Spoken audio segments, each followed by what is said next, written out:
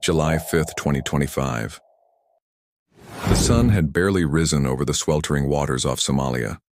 A crimson sky reflected on the restless waves, calm on the surface, but hiding something sinister beneath. On that morning, 31 speedboats appeared on the horizon, each painted in ragged camouflage, engines screaming at more than 50 knots. The sea looked alive, like a swarm of hornets descending all at once. On board? More than 250 pirates armed with rocket-propelled grenades, heavy machine guns, and bayonets taped to rusted rifles. They weren't amateurs. These were men hardened by years of ambushes, smuggling, and violence. They moved with terrifying precision. This wasn't chaos. This was war. Their target was no ordinary merchant ship, sailing under a false civilian flag. The U.S. Navy's logistics vessel, 72 Delta, quietly carried a lifeline of fuel, explosives, and avionics for a nearby aircraft carrier strike group. Without it, the carrier's F-35 jets could not fly. Its long-range missiles could not fire. The ship looked unremarkable, rusty, and harmless, but it was, in fact, one of the most valuable assets on that sea. The pirates didn't know it. They only saw opportunity. A slow-moving cargo ship, lightly defended, rich with ransom potential.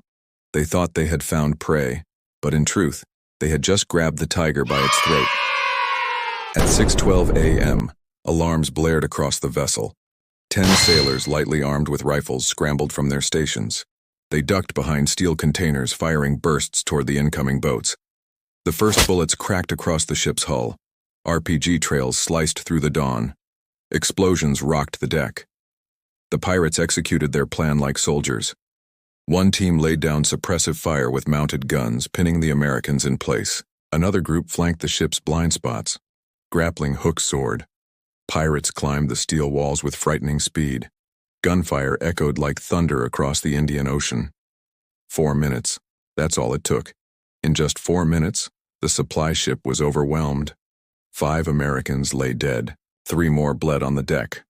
The pirates stormed the bridge, kicking open steel doors with the butts of their rifles. They seized the wheelhouse, tied the surviving sailors with coarse tow ropes, and forced them down at gunpoint. The pirates celebrated.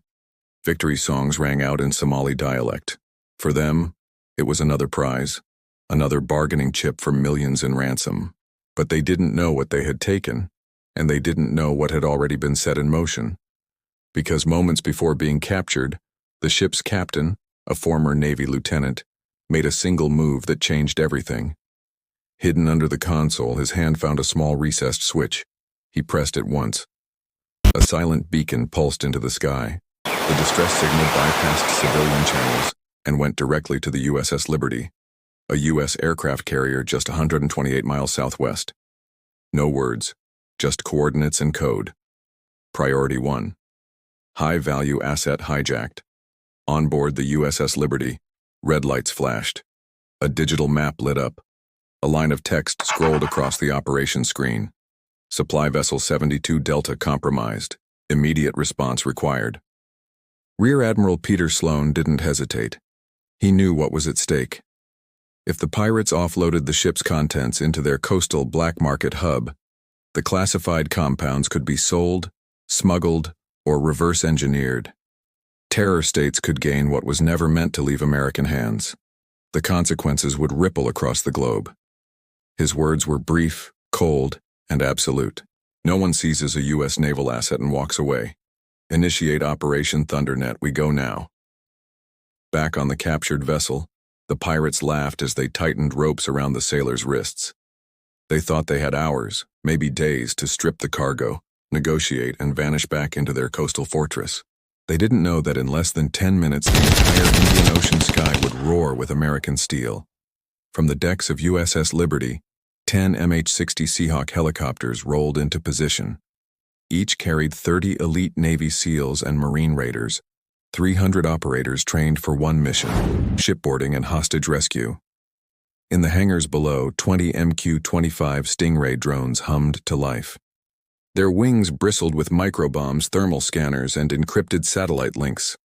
Above deck, 5 FA-18 Super Hornets screamed as their engines ignited, armed with precision-guided bombs and miniguns capable of spitting thousands of rounds per minute. The U.S. Navy wasn't preparing for a standoff. It was preparing for annihilation. And the pirates? They were still celebrating, still firing rifles into the air, still cheering over their prize. They didn't know that death was already on its way. In 9 minutes, the skies above Somalia would be filled with fire. But for now, on that hijacked deck, the sailors lay face down, bleeding, bound, waiting. They had no idea if they would live another hour. No one spoke. The only sound was the crackle of radios in a language they didn't understand, and the heavy boots of their captors. Somewhere in the silence, one American whispered a prayer.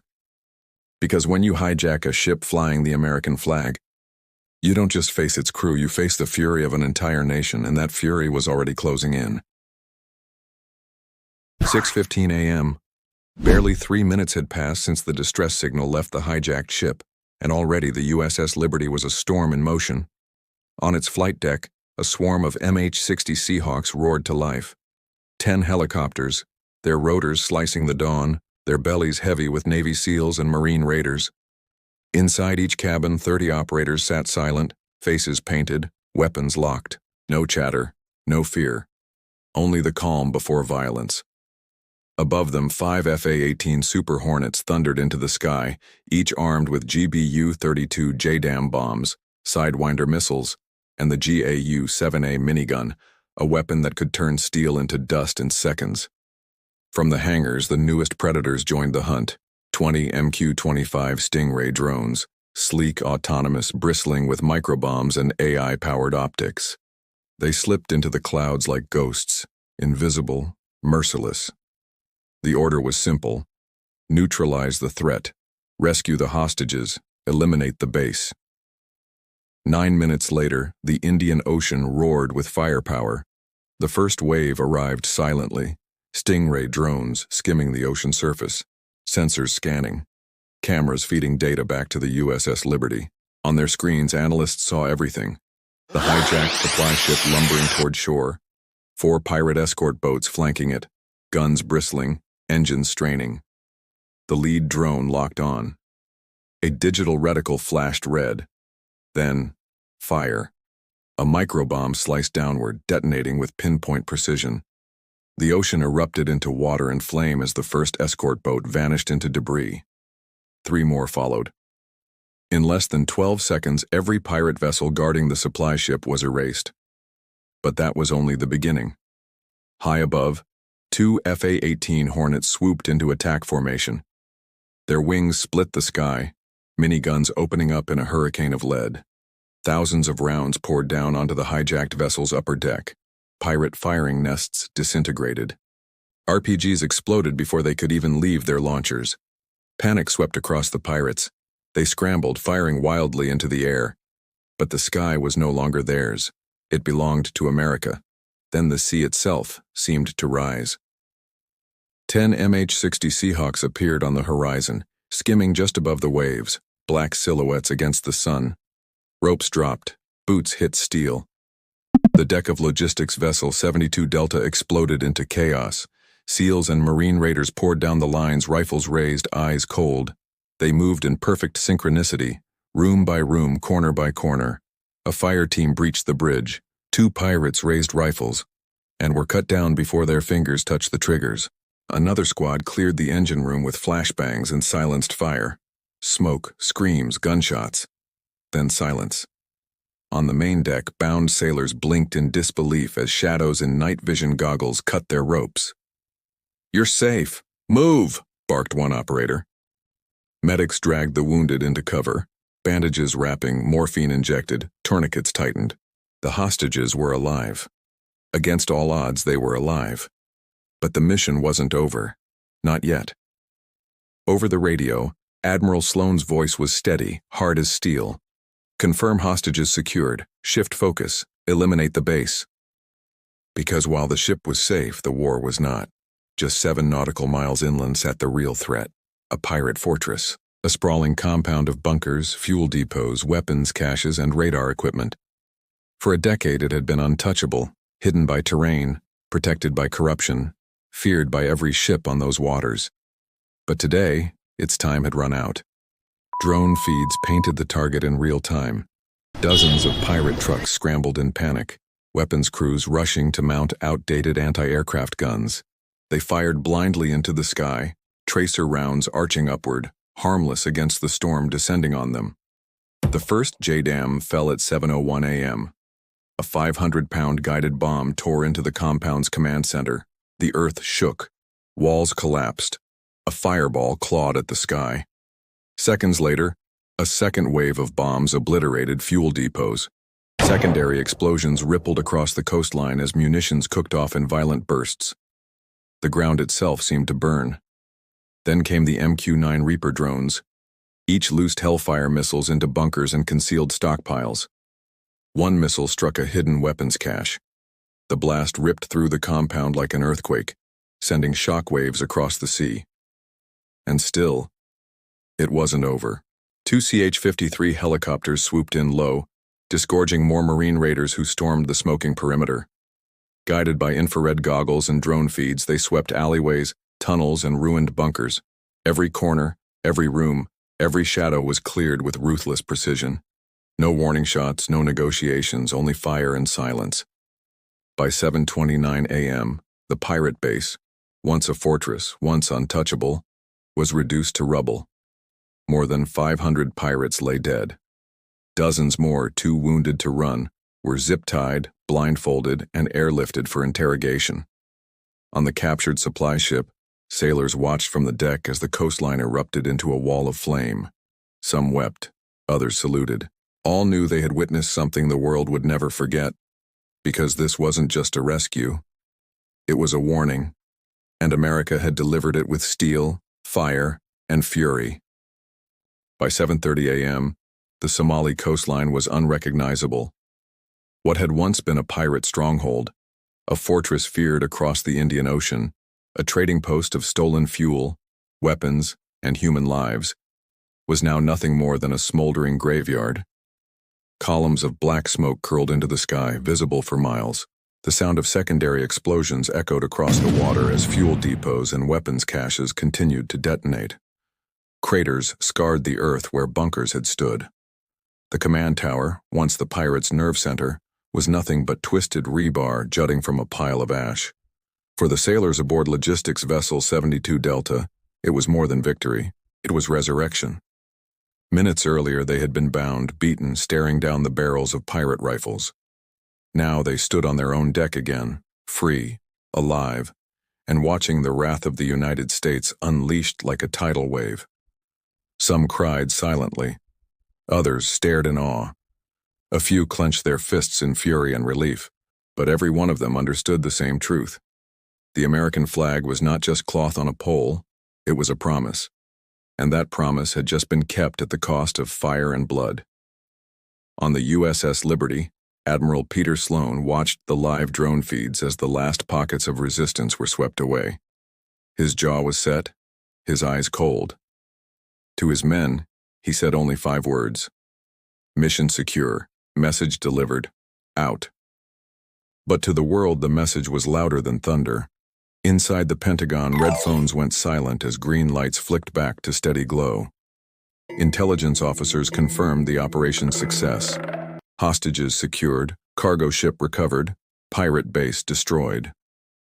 What had begun as a potential disaster, the capture of a high-value logistics vessel, had ended in one of the most precise and overwhelming counterattacks in naval history.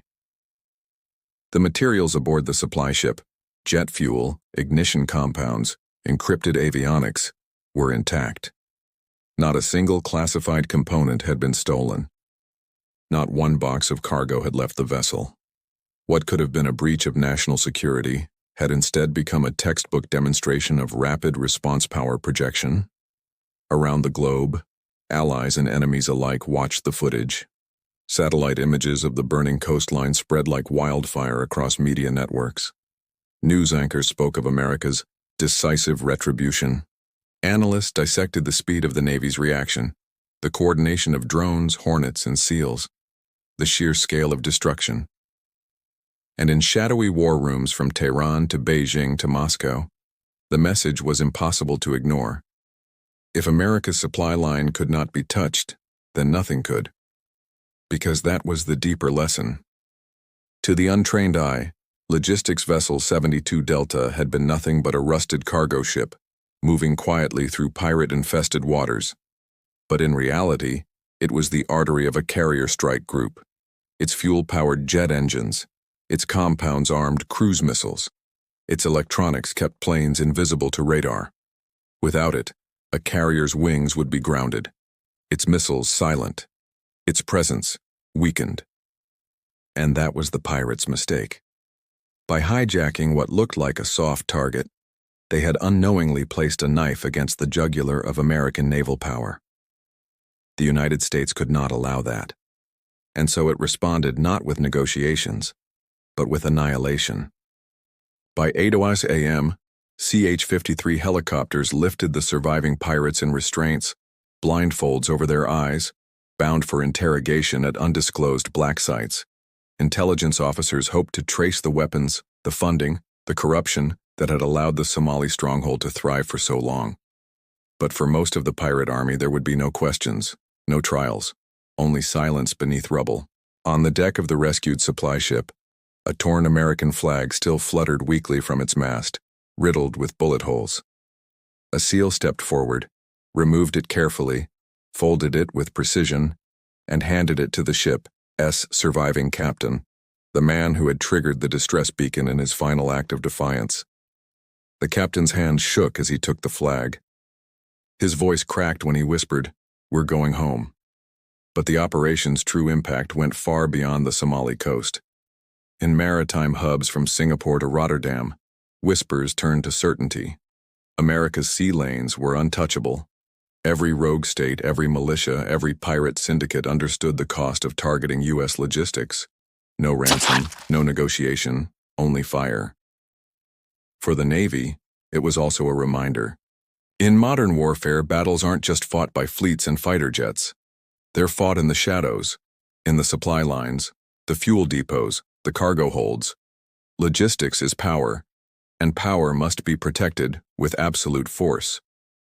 Rear Admiral Sloan's after-action report summed it up in a single line. If you strike the chain, you face the hammer. The world would remember July 5, 2025, the day 250 pirates believed they could overpower the flag of the United States and were instead erased from the map. It began with 31 boats racing across the waves, RPGs aimed, machine guns blazing, victory in their grasp. It ended with a coastline burning, a fortress destroyed, and a message written in smoke. You don't touch America's lifeline at sea. You don't hijack its vessels. And if you try, you disappear. The rescued sailors were flown back to the carrier strike group by mid-morning. As they stepped onto the deck of the USS Liberty, hundreds of crew members lined the rails in silence. Then, slowly, the silence broke into applause. A thunderous roar that echoed across the steel hulls and into the sky. For the wounded, for the fallen, for the survivors, it was a moment they would carry for life. And for the millions watching worldwide, it was proof. Proof that when the American flag is threatened, it does not fall quietly.